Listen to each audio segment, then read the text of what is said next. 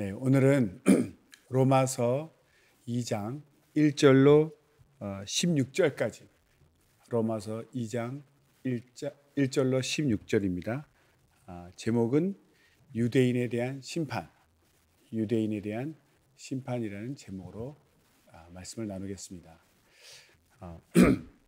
처음부터 1절부터 16절까지 다 읽으면 나중에 또 반복해야 되기 때문에 처음에 읽지 아니하고 중간중간 잘라서 순서에 맞게, 진도에 맞게 말씀을 읽어 나가도록 하겠습니다. 로마서 2장의 제목을 이제 유대인에 대한 심판이라고 되어 있습니다. 1장 제목을 복음에 나타난 하나님의 의라고 하면 2장은 유대인에 대한 심판. 1장에서 이방인에 대한 그 죄를 밝혔다면 또 2장에서는 이제 유대인에 대한 또 죄에 대해서 말하고 있습니다. 결국은 이제 1장에서 이방인들의 죄, 2장에서는 이제 유대인의 죄. 그래서 결국은 이방인이나 유대인이나 모두가 죄인이고 하나님 앞에서는 모두가 죄인이다. 이런 뜻이죠. 그래서 그 말씀이 1장과 2장의 그 기록 목적이 로마서 3장 9절 말씀으로 요약이 되는데 그것이 바로 읽어보겠습니다. 로마서 3장 9절. 그러면 어떠하뇨? 우리는 나으뇨? 결코 아니라. 유대인이나 헬라인이나 다 죄 아래 있다고 우리가 이미 선언하였느니라. 네, 그렇죠. 이제 자세하게 뒤에 나오겠지만 유대인과 이제 이방인의 차이점이 있고 그것을 율법을 받았느냐 이제 받지 않았느냐 그 차이가 있겠지만 결국은 모두가 하나님 앞에서는 다 범죄한 죄인이다. 그런 뜻이 되겠습니다. 그래서 우리 이방인이나 또 유대인이나 모두가 하나님의 의가 필요한 존재들, 하나님의 의가 필요한 존재가 되겠죠. 이 장 읽다 보면 모든 말씀을 이제 자기에게 하시는 말씀, 나 자신에게 하시는 말씀으로 받아야죠.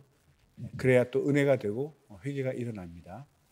그래서 그러나 이제 로마서 2장을 기록한 사도 바울의 의도도 알아야 되겠죠. 그러니까 2장은 이제 유대인들에 대한 그 이야기입니다.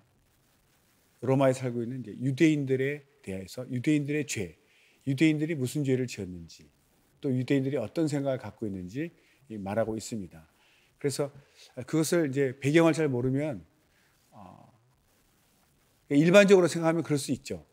말씀을 가르치는 자, 또는 교회의 지도자, 결국 남을 가르치는 자들이 결국 자신을 돌아봐야 된다.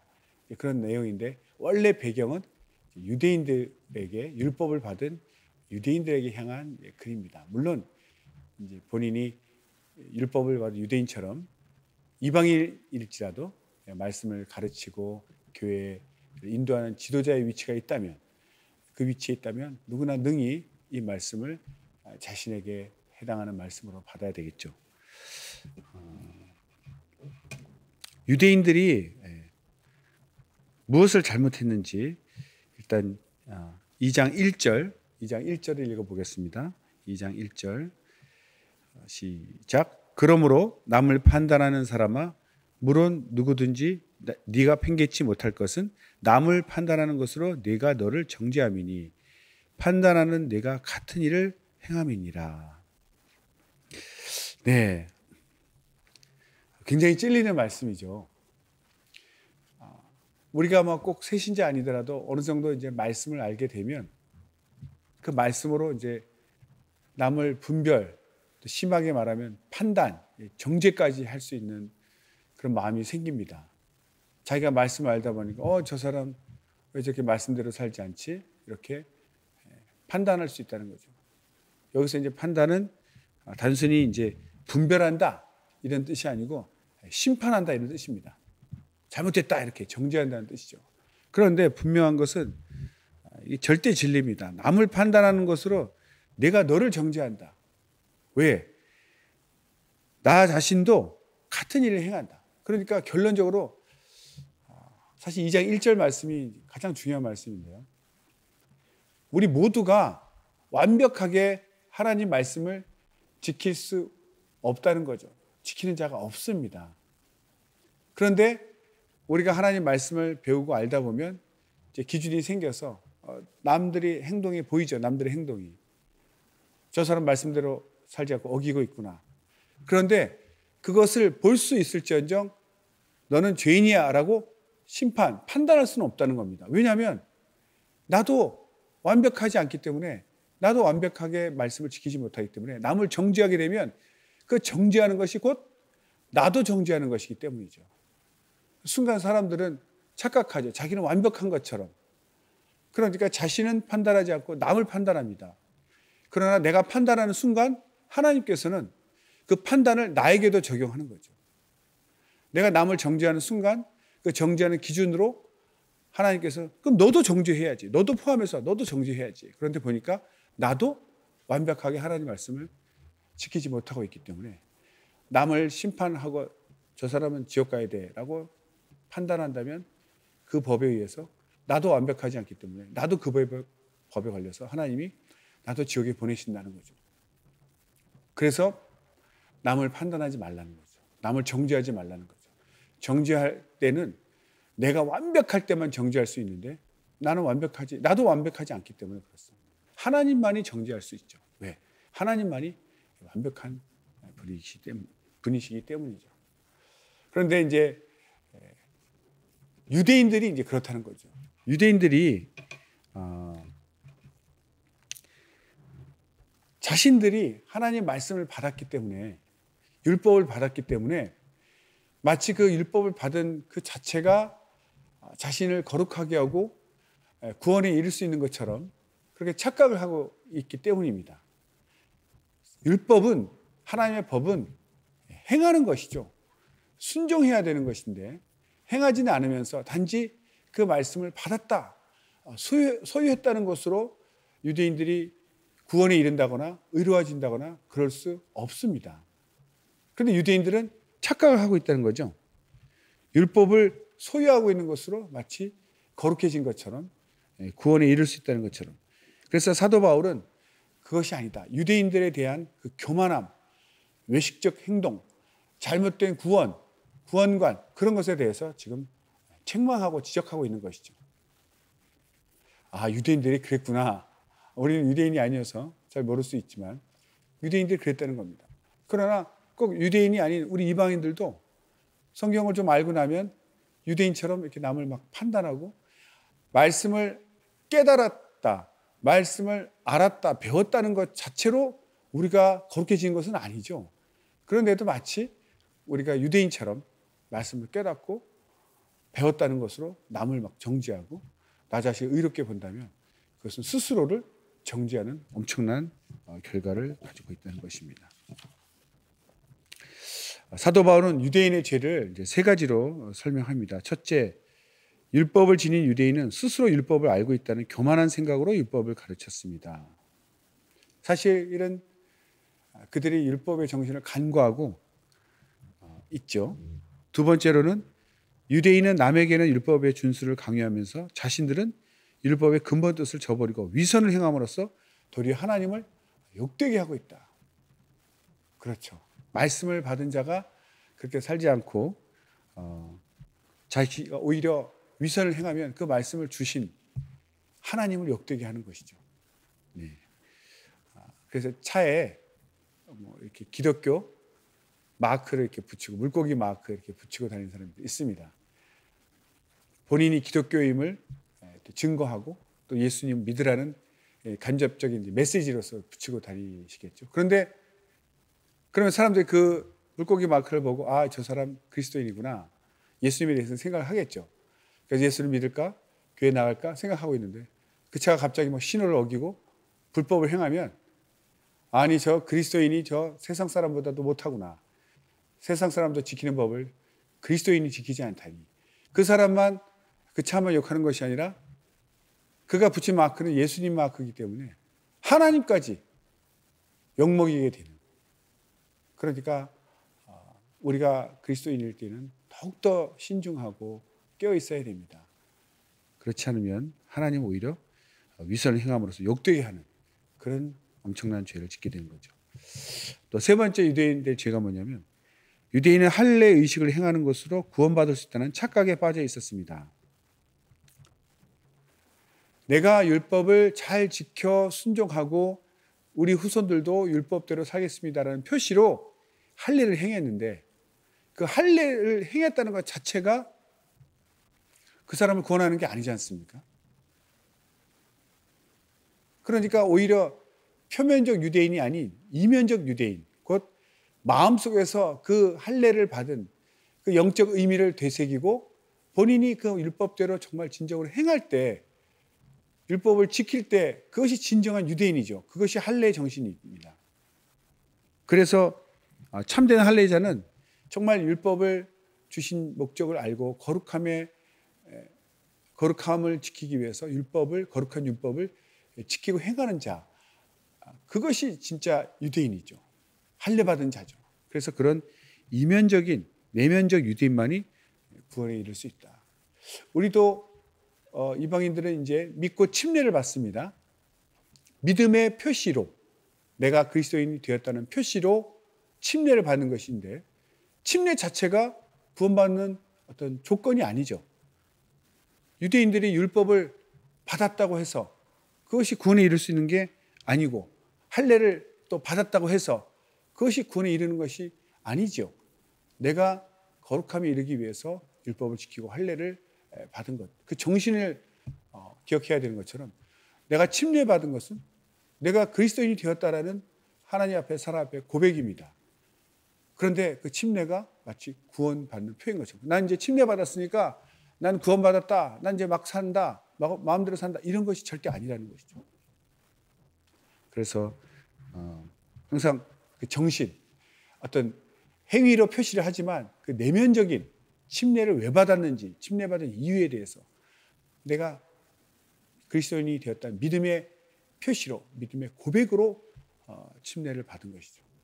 그래서 우리가 이제 결혼 예배, 돌 예배, 여러 가지 이사 예배를 드립니다. 제가 예배를 인도할 때마다 강조하는 것이, 예배를 드렸다고 해서 모든 것이 끝나고 막 하나님의 복이 막 쏟아지고 그렇게 기복적으로 생각하면 안 된다는 것이죠. 내가 왜 돌예배 드리고 결혼 예배 드리고 왜 이사 예배를 드렸습니까? 예배를 드린다는 것은 이 모든 것의 주인이 하나님이시고 하나님의 뜻대로 살겠습니다.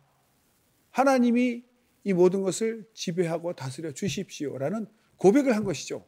그렇다면 그 예배 드리는 첫 예배 드린 정신을 쭉 이어가면서 실천을 해야죠. 예배를 한번 드리고 다 잊어먹고, 예배 드린 이유와 목적을 잊어먹고, 정말 하나님을 모시지 아니하고 법도 어겨가며 계명도 어겨가며 마음대로 산다면 예배 드리는 목적이 없는 겁니다. 상실된 거죠. 마치 예배 한번 드렸으니까 하나님이 책임져 주실 것이다, 이런 식으로 생각할까 봐 저는 항상 그런 예배를 드릴 때마다 강조합니다. 예배를 드렸으니 이제부터는 예배 드린 정신을 기억하고 그 목적을 기억하고 꾸준히 예배 드린 마음과 예배 때 받은 말씀을 지키며 사십시오. 이 행함으로 지속이 되는 것이 진정한 의미고 진정한 중요함이죠. 그것을 잊지 말아야 되겠습니다. 이제 말씀을 좀 더 자세하게 알아보도록 하겠습니다. 2장 1절 아까 읽었죠. 사도 바울은 유대인의 판단과 자만심을 이제 꼬집고 있습니다. 유대인은 일반적으로 이제 교만해요. 우리가 유대인이 아니어서 모르지만 그들이 얼마나 교만하냐면, 하나님 우리를 택하셨다, 그래서 특별히 우리에게 율법을 주셨다, 이렇게 생각하고 있습니다. 그래서 이방인을 굉장히 경멸하고 무시하는데, 심지어는 이방인들은 얼마나 무시하냐면 자기 집에서 키우는 개보다도 더 무시합니다. 아주 상종을 안 하는 장면들이 성경에 나오죠.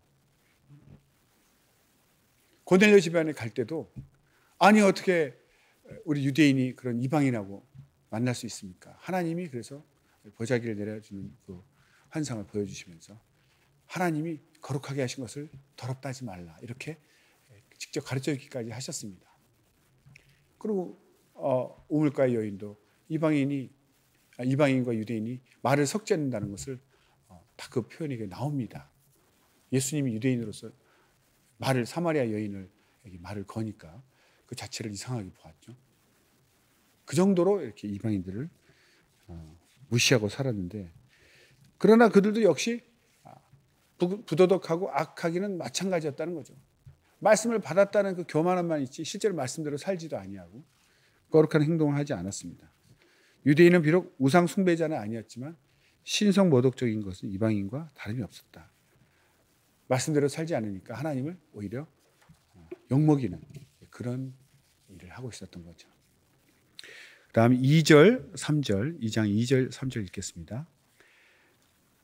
이런 일을 행하는 자에게 하나님의 판단이 진리대로 되는 줄 우리가 아노라. 이런 일을 행하는 자를 판단하고도 같은 일을 행하는 사람아, 네가 하나님의 판단을 피할 줄로 생각하느냐. 네. 여기서 이제 진리대로 되는 줄, 진리대로가 무슨 뜻인가? 하나님의 판단이 진리대로 된다. 물론 진리 그러면 간단하죠. 근데 진리를 풀어서 얘기하면 정의와 공평의 영원한 법에 따라 하나님의 정의, 하나님의 공평, 하나님의 그 영원한 법에 따라서 판단하신다, 이런 뜻이죠. 진리가 그런 것입니다. 다른 말로 하면 이제 외모가 아니라 마음의 중심, 또 사람에 따라 아니라 그 사람의 행위에 따라서 판단을 하신다는 겁니다. 그래서 하나님이 그 판단이 공의로우신 거죠. 이 외모라는 게 이제 단순히 이렇게 무슨 모양새를 얘기하는 것이 아닙니다. 모양새를 얘기하는 것이 아니다. 옷차림 무슨 모양새를 얘기하는 것이 아니라 이 사람이 유대인인가, 이방인인가, 어떤 그 사람의 조건, 그 사람의 신분, 이런 것으로 하나님이 판단하지 않는다는 것이죠. 그 사람의 오직 행위대로 판단하시고, 또 그 사람의 마음의 중심, 겉으로는 있는 척하지만 마음속으로 하나님을 경멸하고 무시한다면 그 하나님 인정하지 않으신다는 거죠. 그러니까 겉사람의 어떤 조건을 보는 것이 아니라 그 사람의 행위, 또한 그 사람의 마음의 중심, 이것을 본다는 것입니다. 사무엘상 16장 7절, 사무엘상 16장 7절에 나와 있습니다. 읽어보겠습니다. 여호와께서 사무엘에게 이르시되 그의 용모와 신장을 보지 말라. 내가 이미 그를 버렸노라.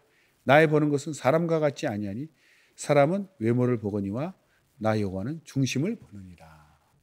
그렇죠. 하나님은 중심을 보십니다. 그러니까 이제 중심을 보시기 때문에 사람을 속이는 것처럼 하나님도 속일 수 있다고 생각한다거나, 사람은 뇌물 주면 좋아하죠. 하나님 앞에 뇌물 드려서 뭔가 하나님 말씀 결정을 돌려본다거나, 이렇게 교묘한 방법이 사람에게는 통할지 몰라도, 사람은 유혹에 약하니까요, 하나님은 절대로 통하지 않습니다. 벌써 마음에 악하고 간교한 생각을 품으면 하나님 이미 알고 하나님 다 그런 것을 심판하신다는 거죠. 하나님은 이제 속일 수 없다, 그런 뜻입니다. 다음 이제 4절 5절 보겠습니다. 4절 5절. 혹 내가 하나님의 인자하심이 너를 인도하여 회개케 하심을 알지 못하여 그의 인자하심과 용납하심과 길이 참으심의 풍성함을 멸시하느뇨. 다만 내 고집과 회개치 아니한 마음을 따라 진노의 날, 곧 하나님의 의로우신 판단이 나타나는 그날에 임할 진노를 내게 쌓는도다.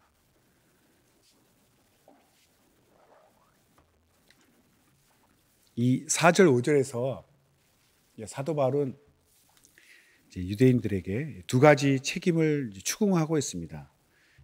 첫 번째가 뭐냐면 하나님의 인자하심, 하나님의 그 인자하심의 풍성함을 멸시하느냐. 하나님이 인자하시죠. 그 인자하심이 풍성하십니다. 그래서 우리가 벌받지 아니하고 살아남을 수 있고, 또 회개할 수 있고 구원에 이를 수 있는 것이죠. 그런데 이런 인자하심과 그 인자하심의 풍성함을 멸시한다는 거죠. 벌 내리지 않는구나.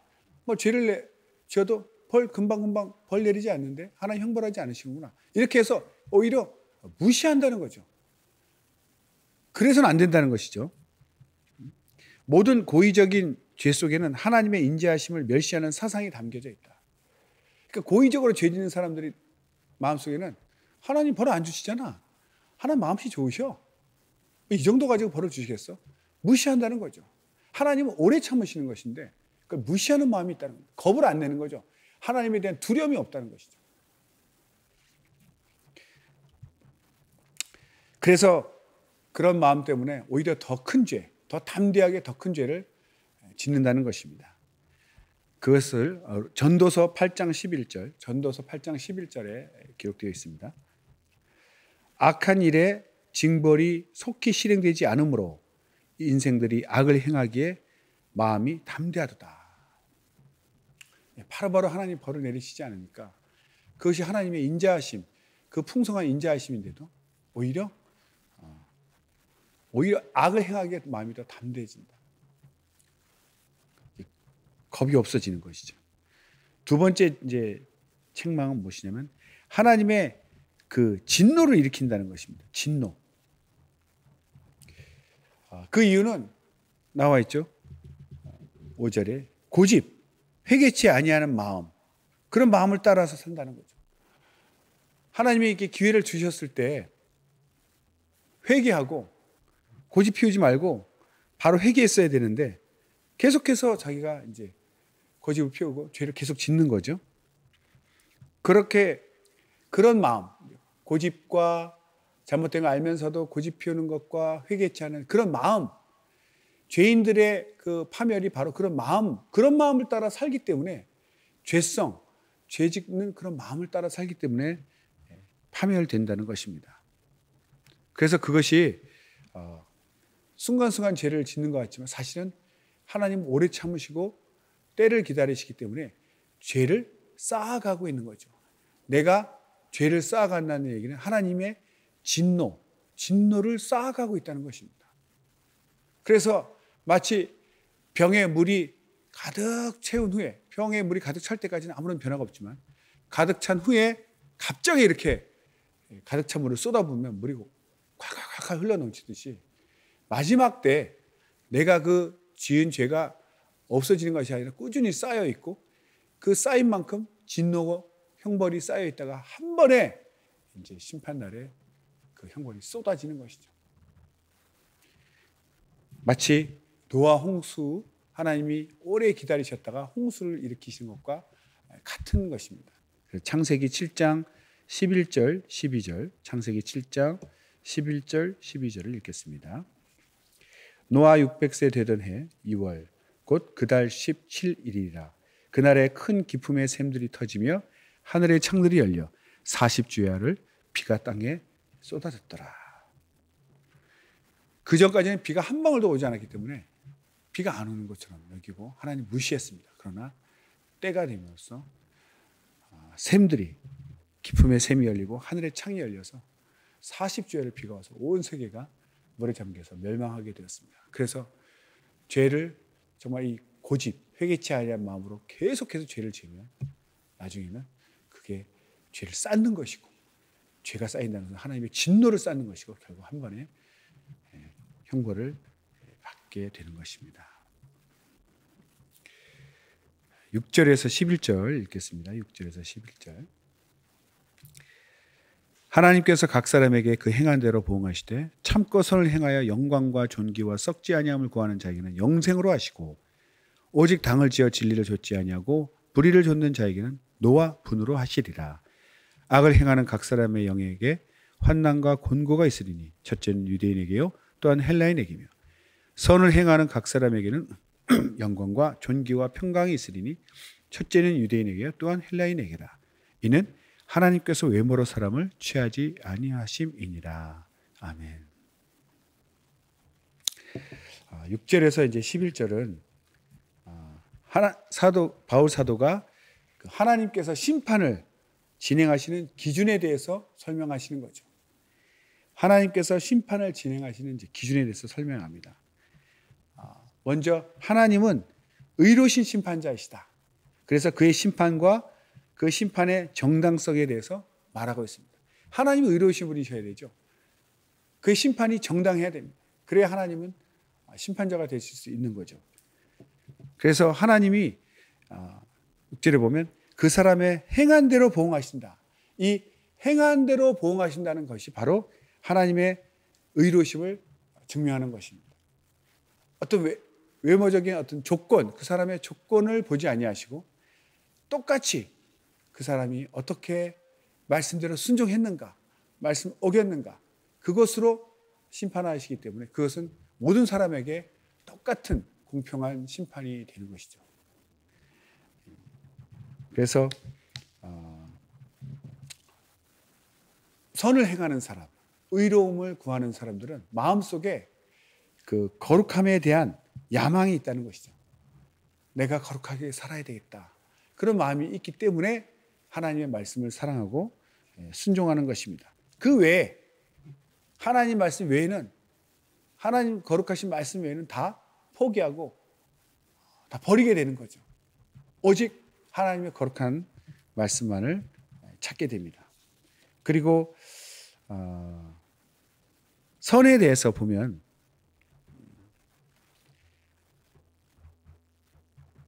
참고 선을 행하여 영광과 존귀와 썩지 아니함을 구한다. 그러니까 마음속에 하나님의 영광과 존귀함, 그 썩지 아니한 영원함을 구하는 자는 참고 선을 행한다는 거죠. 여기서 선을 행한다는 것은 선에 대해서 알고 선이 어떤 것이다 이렇게 지식적으로 알고 있는 것이 끝이 아닙니다. 행한다는 것이 중요한 거죠. 하나님의 선한 율법을 받아서 그 선함을 따라 순종하는 행함이 따를 때, 그런데 이것을 인정하신다는 것이죠. 그리고 이 선을 행한다는 것이 쭉 지속적으로 또 행하는 것이지, 한번 하나님 앞에서 잠깐 선을 행하고 나머지는 또 악하게 산다, 그렇지 않습니다. 여기서 선을 행한다는 것은 실천적인 것이면서 또 지속적인 거죠. 평생 주님 앞에서 우리가 선하게 살아야 되는 것이지, 뭐 마음 내킬 때 가끔 뭐 선하게 살고 나머지도 기분 나쁘고 악하게 살고 이럴 수 없다는 것입니다. 그런데 그렇게 선하게 사는 사람은 어려움이 있죠. 그래서 잘 참아야 됩니다. 참고 선을 행한다. 악한 것에 유혹이 있지 않겠습니까? 선함을 계속 지킬 수 있다는 것은 보통 능력이 아닙니다. 막 혈기내고 싶고 죄짓고 싶고 벗어나고 싶고 그런 유혹이 올 때 그걸 잘 또 견뎌내는 능력.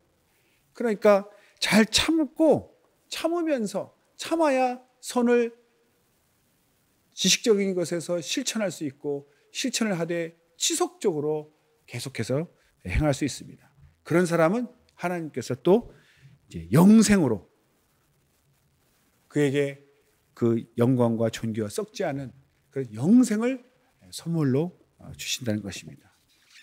그런데 이제 반대로 하나님의 분노를 또 자아내는 사람이 있죠. 하나님의 분노, 하나님께서 화내시는 사람은 어떤 사람들이냐? 오직 당을 지어, 8절에 당을 지어 진리를 좇지 않는다.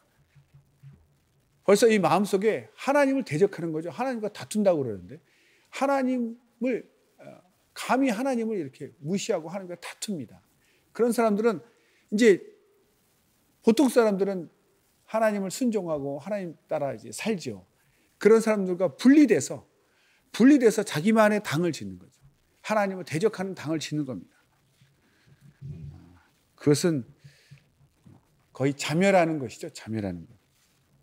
그래서 이사야 45장 9절, 이사야 45장 9절 읽겠습니다. 질그릇 조각 중 한 조각 같은 자가 자기를 지으신 자로 더불어 다툴진대 화 있을진저 진흙이 토기장이를 대하여 너는 무엇을 만드느뇨? 할 수 있겠으며 너의 만든 것이 너를 가리켜 너는 손이 없다 할 수 있겠느냐. 이런 어처구니 없는 그런 행위들을 한다는 것이죠. 자기를 지으신 하나님에 대해서 대적한다는 것은 결과적으로 파멸입니다. 그리고 그런 자들에게는 환난과 곤고가 임하는데 각 사람의 영에 임하는, 그러니까 영이 환난과 곤고를 담는 그릇인 거죠. 먼저 영의 그런 환난과 곤고가 임합니다. 그래서 그 영혼이 그렇게 타락하고 형벌을 받음으로써 그의 삶이 다 생각이나 삶이 다 파멸에 이르게 되는 것이죠. 그 결과가 어떤 것이냐?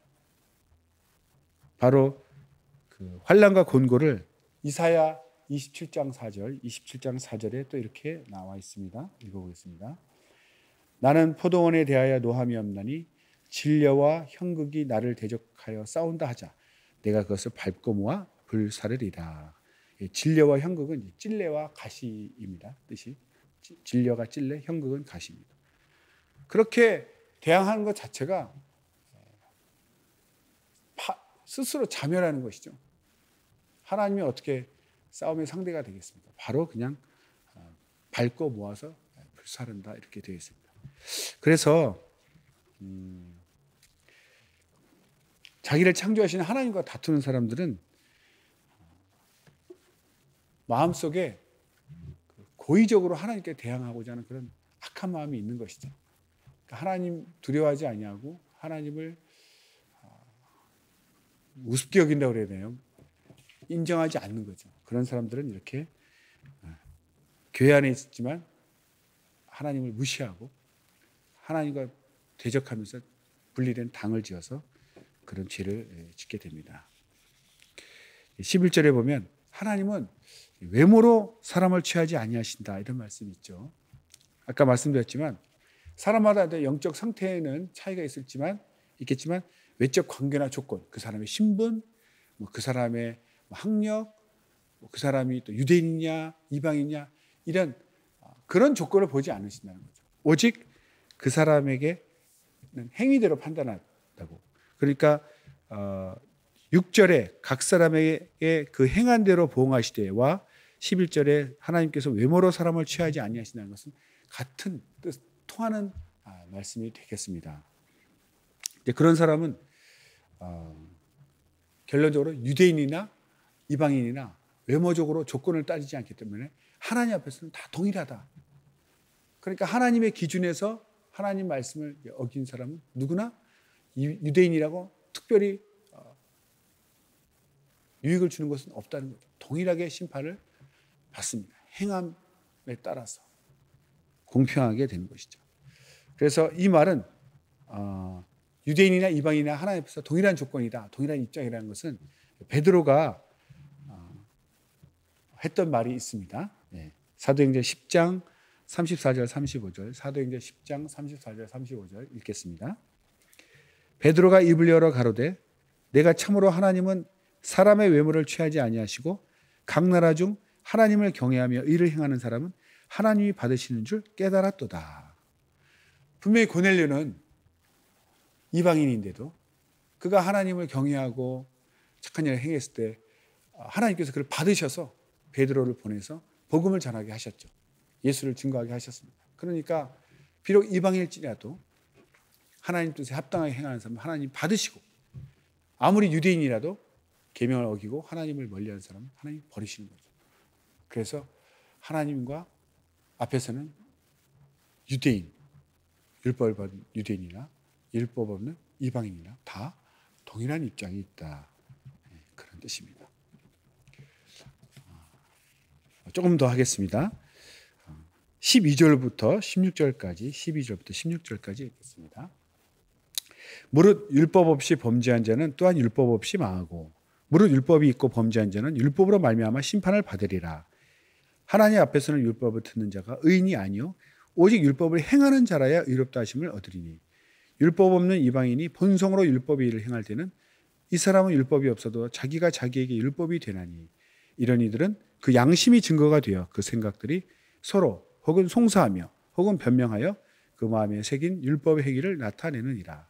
곧 내 복음에 이른 바와 같이 하나님이 예수 그리스도로 말미암아 사람들의 은밀한 것을 심판하시는 그날이라. 아멘.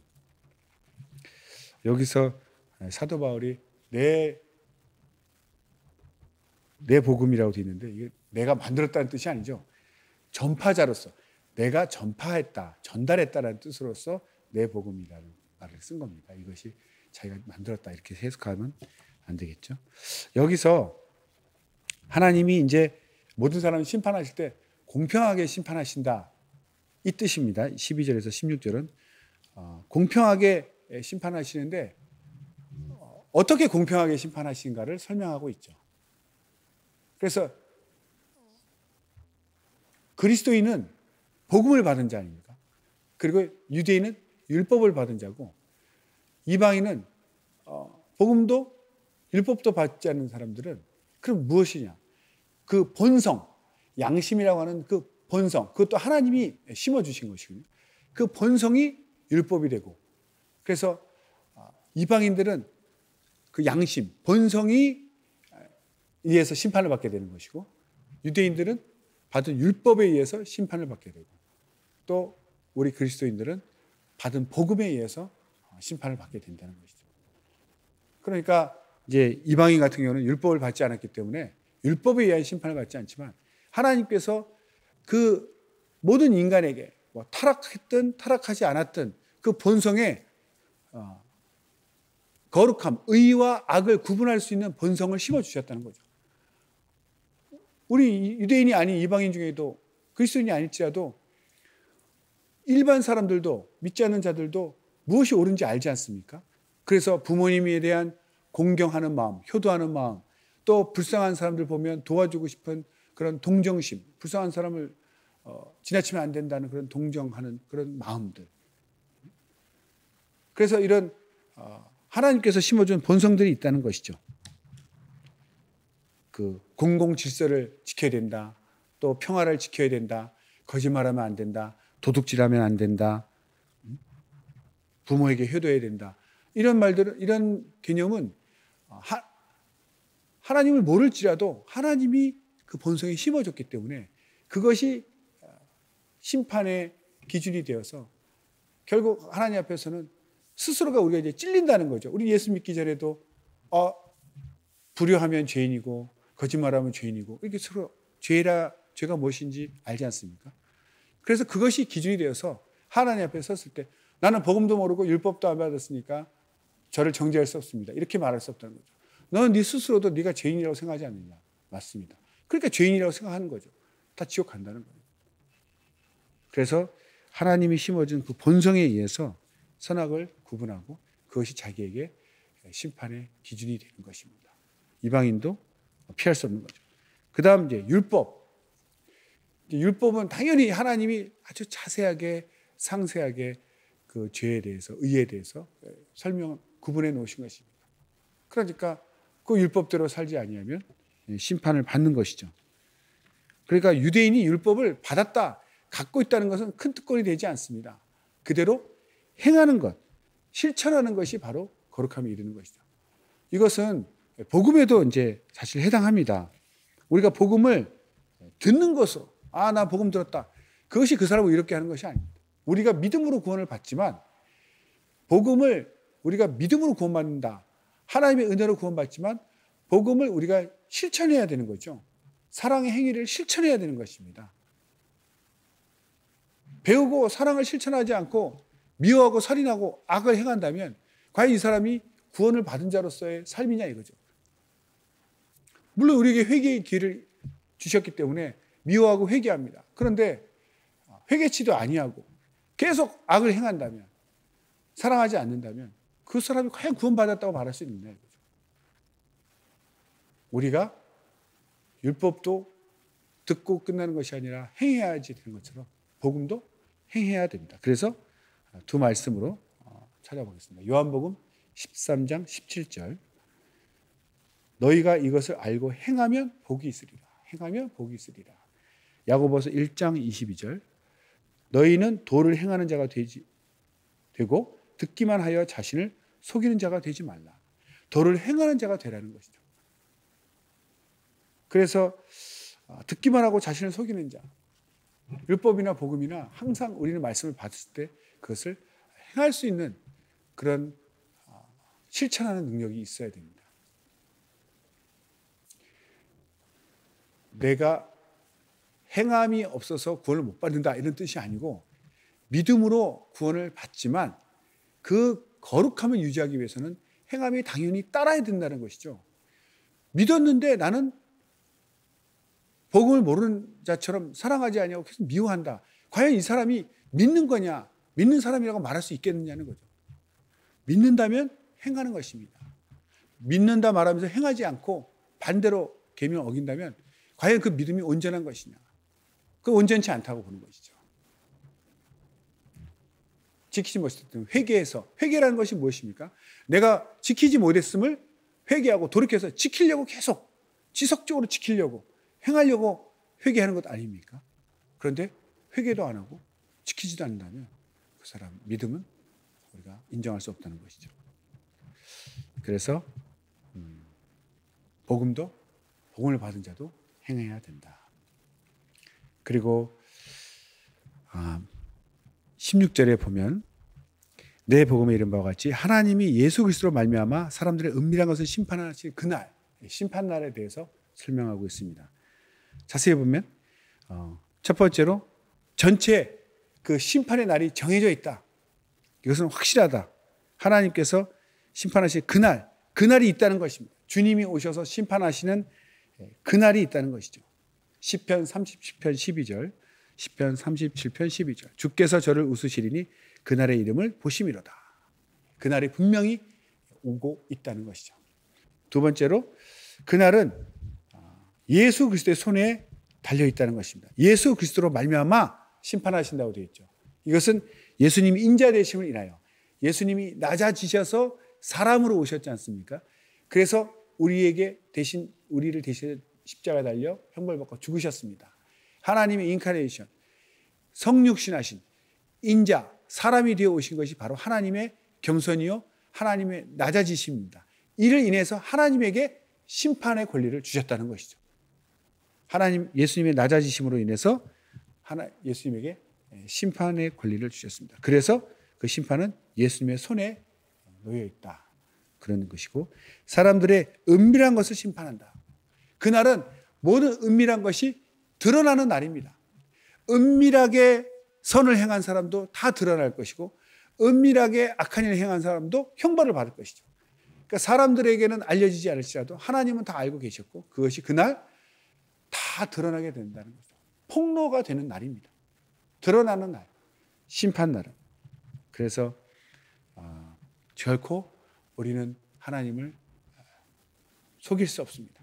오히려 은밀하게 선한 일을 행한 것은 하나님께서 기뻐하시고 그날 다 만천하에 공개해서 영광받게끔 해주시지만 아무리 하나님을 속이겠다고 은밀히 행했다 할지라도 악한 죄를 지은 사람은 그날 다 드러나서 심판받게 되는 것이죠. 네, 오늘 2장 1절에서 16절은 유대인 또 다르게 보면 말씀을 가르치고 지도하는 사람들 더 자세히 하면 나 자신에 대한 심판의 내용입니다. 결론적으로 모든 사람은 외모를 보지 아니하시고 행한 대로 심판하신 하나님 앞에 다 동일한 조건이다. 내 신분, 내 조건 아무 의미 없고 오직 하나님 앞에서는 동일한 그리스도인이나 유대인이나 이방인이나 다 동일하고 그가 행한 대로 하나님께서 갚으시는데 각각 이방인은 양심, 본성이 심판의 기준이 되고 유대인은 율법이 심판의 기준, 또 그리스도인은 복음이 심판의 기준이 되어서 심판을 받게 될 터인데 누구나 차별이 없다는 거죠. 동일하게 심판을 하나님 앞에서는 동일한 입장이 됩니다. 그래서 모든 자에게 그 심판을 벗어날 수 없기 때문에 이방인은 본성에 걸리고 유대인은 율법에 걸리고 그리스도인들은 복음에 또 걸리기 때문에 모든 사람은, 모든 인류는 새로운 의, 나를 구원해 줄 새로운 의, 바로 예수 그리스도라는 새로운 의, 예수 그리스도를 믿음으로 말미암아 받는 그 의가 필요한 것이다. 그 의가 필요하기 때문에 이렇게 심판에 대해서 설명을 쭉 한 것입니다. 우리 모두는 예수 그리스도를 믿음으로 하나님의 의를 얻으시고 구원에 이르시고 그 구원을 잘 지켜나가기를 예수 이름으로 축원합니다. 네, 기도하겠습니다.